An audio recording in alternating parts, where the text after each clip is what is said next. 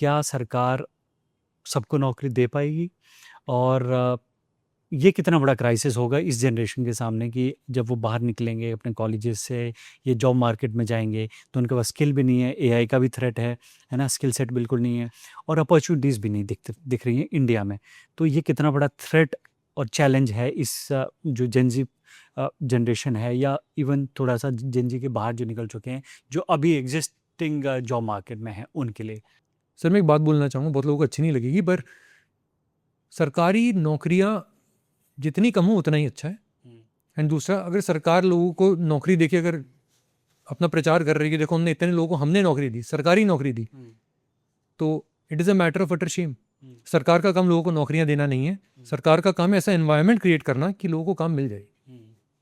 इतनी कंपनियां आए, इतना यहाँ पे उद्योग हो, इतनी यहाँ पे इकोनॉमिक एक्टिविटीज कि लोगों को काम मिले, लोग बिजनेस क्रिएट करें। सरकार का काम नहीं है लोगों को काम पे रखना।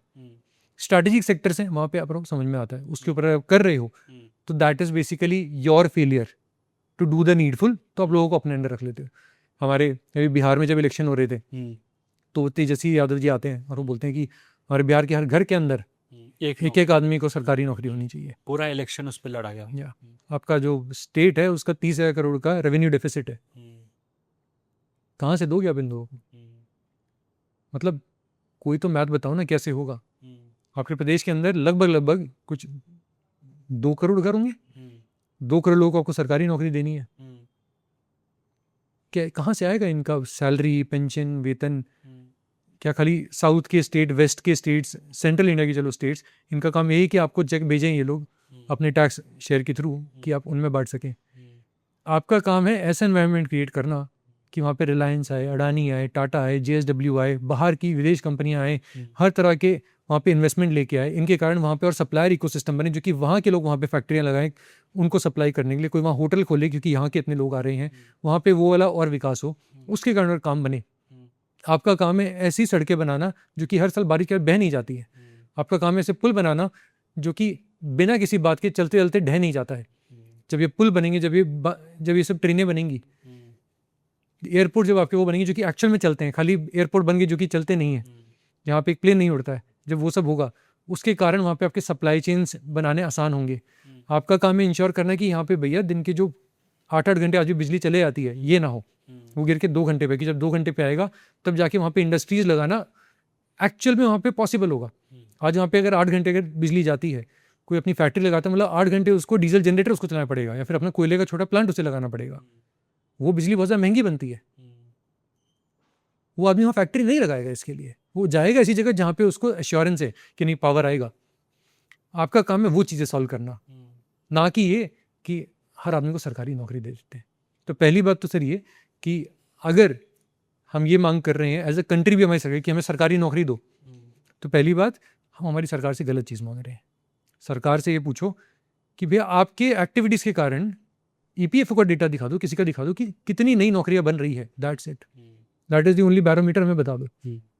तो आपका नंबर क्या कहता है, आपका जो स्टैटिस्टिक्स है वो क्या कहता है कि पिछले मतलब 2014 से 26 तक 12 साल की बात करें तो कितनी नौकरियां इस देश में जनरेट हुई? सर पता ही नहीं है हमें, रीज़न बीइंग डेटा ढंग से अकाउंटेड नहीं है। मैं आपको इसका भी एग्जांपल देता हूँ, ऐसे ज़रा इसको समझिए। हमारी सरकार के जो EPFO का डेटा है, ठीक है, वो खुद आए दिन चेंज होता रहता है, वो उसको रिवाइज करते रहते हैं। तो कैसे आप उससे पकड़ा लगाएं? सेकेंडली, वो जो EPFO का डेटा है भी, that is for formal economy, formal employments, but majority of our people are employed in the informal sector. तो आप कैसे पकड़ा लगाओगे? पता ही नहीं है, डेटा ही कैप्चर नहीं हो रहा है। अब इसका एक मेजर है तरीका लगाने का कि आप देख लो कि हमें सरकार ने ये बताया कि अनएम्प्लॉयमेंट कितनी है, तो उससे आप निकाल लो, ठीक है, फिर एम्प्लॉयमेंट का नंबर निकल गया। अगर अनएम्प्लॉयमेंट आप बोल रहे हो X% है तो 100 minus is equal to employment का रेट है, पहले कितनी थी आज देख लो और पॉपुलेशन का नंबर निकाल लो, ठीक है, वो एक तरीका है। प्रॉब्लम ये कि अनएम्प्लॉयमेंट कैलकुलेट कैसे होती है ये लोग नहीं पूछते। अब वो जब देखें कि अच्छा हमारी सरकार अनएम्प्लॉयमेंट कैलकुलेट कैसे करती है, तो आपका अपना विश्वास उठ जाता है कि अरे ये क्या बता दिया मुझे। अच्छा, लोग खाली ये देखते हैं हमारी सरकार बोल रही कि सबसे पहले तो हमारे आते हैं मनसुख मांडविया जी, जो कि सरकार की एक नेता है, तो वो अभी कुछ दिनों पहले आए, दिखाते हैं न्यूज़पेपर में, सॉरी वो कोई आर्टिकल है, कोई वर्ल्ड बैंक का था, किसका था, कि इंडिया में अनएम्प्लॉयमेंट इज 2%। अच्छा, उनकी अपनी सरकार का डेटा बोल रहे हैं, PLFS का सर्वे होता है, पीरियोडिक लेबर फोर्स सर्वे, जो बोल रहा है 4 से 5% के बीच में चल रहा है, लेकिन नहीं, हम वो वाला बताएंगे। फिर सवाल आता है कि सरकार का अपना जो सर्वे बता रहा है PLFS कि 4 से 5% का है, ये नंबर कैलकुलेट कैसे हो रहा है? आप देखेंगे तो ये कुछ ऐसा सिस्टम है कि फॉर्मूला बहुत सिंपल है। अगर आपने पिछले 7 दिन के अंदर आपको 1 घंटे का भी अगर आपको कोई काम मिल गया जिसके लिए आपको वेतन दिया गया, आपको कोई पैसे दिए गए हैं, तो आप एम्प्लॉयड कहलाते हैं हमारे हिंदुस्तान में। मतलब ऐसे समझिए, आप और मैं सड़क के किनारे बैठे हैं, हार्ड लेबर हैं, और चाय की टपरी पे बैठे हैं, खाली बैठे हैं, कुछ काम नहीं है, बैठे हैं। कोई आएगा, दुकानदार बोल दिया कि चलो गोडाउन में चलो, तुम चलो और सामान उठा के रखो, 2 घंटे का काम है, तुम्हें 200 रुपया मिलेगा। मेरे को तो मिला नहीं, आपको मिल गया। वो सर्वे के हिसाब से आप एम्प्लॉयड है, अच्छा। मैं अनएम्प्लॉयड हूँ, जबकि 2 घंटे बाद आप वापस वहीं आके बैठे हैं, अगले 1 हफ्ते तक ऐसे ही बैठेंगे। अब क्या करें, काम नहीं है हमारे पास, क्या आप इसे एम्प्लॉयमेंट कहेंगे? इस डेटा इस तरह से जो कलेक्ट हो रहा है उसके हिसाब से सरकार का कहना है कि 4 से 5% हमारे देश में अनएम्प्लॉयमेंट है। यूथ अनएम्प्लॉयमेंट इज 14 to 16% में होवर करता है किसी भी महीने में। अब एक्चुअल में क्या होगा? अगर लोगों को लगता है कि मेथोडोलॉजी सही है, ठीक है, मेरे को लगता है नहीं है, तो मैं उसे आपसे बोल रहा हूँ कि यार फिर एक्चुअल तो ये नंबर कहाँ होगा? और वो नज़र आता है आपको जब आप देखते हो कि एक्चुअल में क्या हो रहा है। और उससे बड़ी दिक्कत क्या है? एक तरह से तो ये वाली दिक्कत चल रही है, अब कहीं ना कहीं इस यूथ को आपको लायक बनाना है कि भैया तैयार हो उस समय के लिए। हमारी सरकार वहाँ पे डबल गोल कर रही है। हमारी सरकार मतलब सारी सरकारें, ये मैं आपको क्यों कह रहा हूँ, एक बहुत बड़ी विडंबना है हमारे सामने आज के दिन कि हमें एक कोट नहीं इंग्लिश में आता है कि teach a man how to fish. Exactly, उसको काबिल बनाओ। उसको मछली मत दो, उसे बताओ मछली पकड़ना कैसे है, उसे काबिल बनाइए। हम हमारे देश के, मैं ये बहुत सोच समझ के शब्द में यूज़ कर रहा हूँ, हमारी सरकारें हमारे देश के यूथ को, हमारे देश की जनता को निकम्मा बना रही हैं। ये मैं क्यों शब्द का इस्तेमाल कर रहा हूँ? अभी मई में महिंद्रा का रिजल्ट आया, महिंद्रा जो ऑटोमोटिव है, महिंद्रा, तो उन्होंने बताया कि हमारा जो गाड़ियों का जो प्रोडक्शन है वो 22% गिरा है। अच्छा, 22%। मतलब ये क्यों हुआ? उन्होंने एक्चुअली मीडिया में ओपनली बोला है, because of various welfare measures taking effect in various states, उन्हें लेबर नहीं मिल रहा है। फ्री बीज की बात करें मतलब प्रिसाइजली, कि इतना ज़्यादा मिल रहा है कि अच्छे खासे लोगों के लिए काम करके पैसे कमाने की लालसा ही खत्म होते जा रही है। उसमें क्या करोगे आप? एंड क्योंकि ऐसा आप कर रहे हो, आप अच्छी खासी जनता को आप क्या सिखा रहे हो कि बैठो कुछ मत करो, जब फसल काटने का धान का समय आएगा उस टाइम पे यहाँ पे अपना कर लेना, बाकी तो सरकार दे रही है। This is not how you build a powerful nation. आपको इन लोगों को सशक्त करना आने वाले समय के लिए, आप इनको बोल रहे हो आराम करो। अब ये शब्द सुन के बहुत लोग ट्रिगर हो जाएंगे, बट ये एक्चुअल में बोला उन्होंने, एंड ये खाली उनकी दिक्कत नहीं है। Ask anybody who runs an industry today, anybody, हर कोई इस बात से वाकिफ रखता है। इकोनॉमिक टाइम्स अगर कोई पढ़ता है, आपका फाइनेंशियल एक्सप्रेस जो आप लोगों का अखबार है उसमें अगर कोई पढ़ता है, मिंट में अगर कोई पढ़ता है, बिजनेस स्टैंडर्ड में पढ़ता है, हर रोज कोई ना कोई इंडस्ट्री वाला आदमी आके यही बात बोल रहा है। अरे बाकी छोड़ो, मैं अडानी जी की बात कर लेता हूँ। अडानी ग्रीन उनकी कंपनी है, गुजरात में खावड़ा के अंदर बहुत बड़ा एकदम पावर सेटअप एकदम कर रही है। पूरा वो जो एरिया खावड़ा का, वहाँ पे 50 गीगावाट का इंस्टॉलेशन है, जो NTPC भी कर रहा है, NHPC भी कर रहा है, GSEC जो कि गुजरात सरकार की एक PSU है वो कर रहा है, और अडानी जी भी कर रहे हैं। अडानी जी की जो कंपनी अडानी ग्रीन, उसको 30 गीगावाट लगाना है। उनकी जो इंटरनल टारगेट्स हैं जो कि बाहर जो उन्होंने शेयर किया, उसके हिसाब से उन्हें वहाँ पे प्रतिदिन 40 मेगावाट का इंस्टॉलेशन करना है, वो 26 कर पा रहे हैं, लोग ही नहीं है। अच्छा, it got to a point जहाँ पे उनको, रिलायंस को, मुकेश अंबानी जी की जो कंपनी है उसकी एक सब्सिडरी आज के दिन, जो कि पहले शपूर जी पालन जी की थी, नाम है स्टर्लिंग एंड विल्सन सोलर, उनको कॉन्ट्रैक्ट दिया कि हमारे लिए इतनी कैपेसिटी तुम हमारे लिए लगाओ। अब वो तुम्हारा हेडेक है। थोड़ा सा उन्होंने दिया हमारा राजा वालों को, जो कि आपके TDP की एक बड़े सीनियर MP रह चुके हैं वहाँ के, और उनकी कंपनी है, आपके आंध्र प्रदेश में रहते हैं, तो उनकी है। थोड़ा सा उन्हें कॉन्ट्रैक्ट दिया बॉन्डाडा को, बॉन्डाडा अगेन तेलंगाना या वहाँ के कोई MP है, उन्हीं की कंपनी है।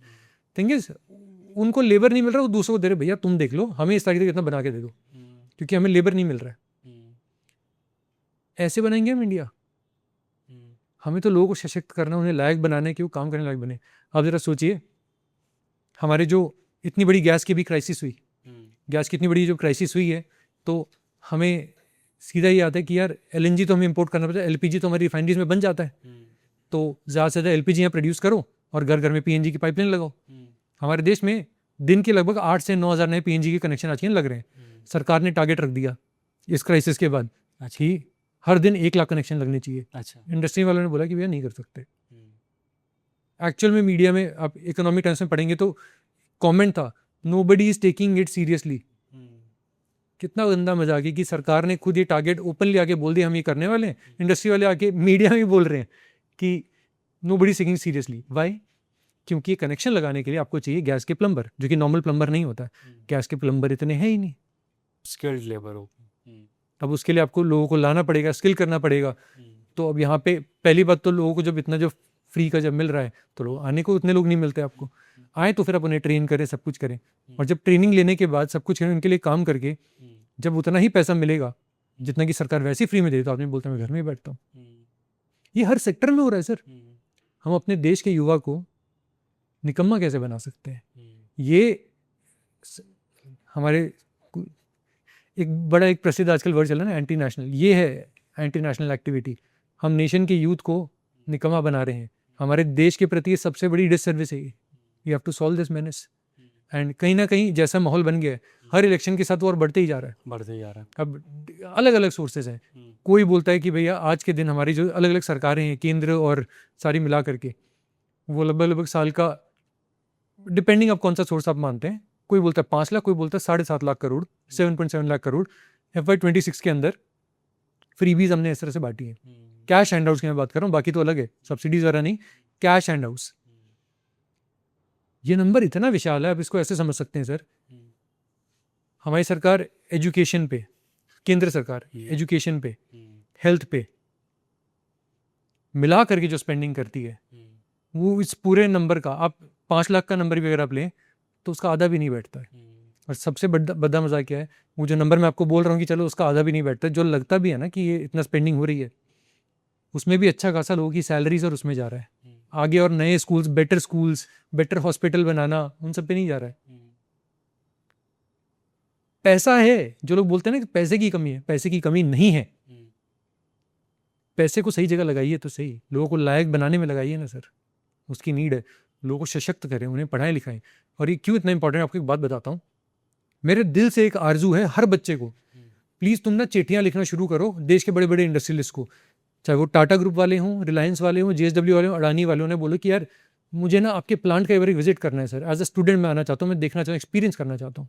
मैं आपको क्यों बता रहा हूँ, मेरे को कुछ समय पहले मैंने, अब क्योंकि फॉलोइंग बन गई, सब कुछ हो गया, तो मैंने रीच आउट किया एक ऐसे व्यक्ति को जो कि मतलब CEO हैं एक बड़े पोर्ट के। तो मैंने बोला हाँ प्लीज़ आओ ना, Jain would love to host you. कोई मांग नहीं थी कि वीडियो बना के डालना हमारी, ये वो सीधा था कि आओ ना, would love to host you. तो मैं गया, उनकी टीम ने सब कुछ घुमाया, ये वो। मेरे को लेकिन क्यों करना था पता है, कि किसी ने मुझे एक बात मुझे बोली थी कि यार हमने जितनी दुनिया देखी है ना, हम उसके हिसाब से अपने सपने में बनाते हैं। हमने जब देखा ही नहीं कि अच्छा दुनिया में ये सब भी है, तो हमें वो लगता भी नहीं कि अच्छा ये हम भी कर सकते हैं। अब सुना ज़रूरी कि अच्छा देखिए पोर्ट बड़े होते हैं, इतनी कैपेसिटी का पोर्ट है, बट जब आप अपनी आंखों से देखते हो ना, इतना विशाल होता है ये।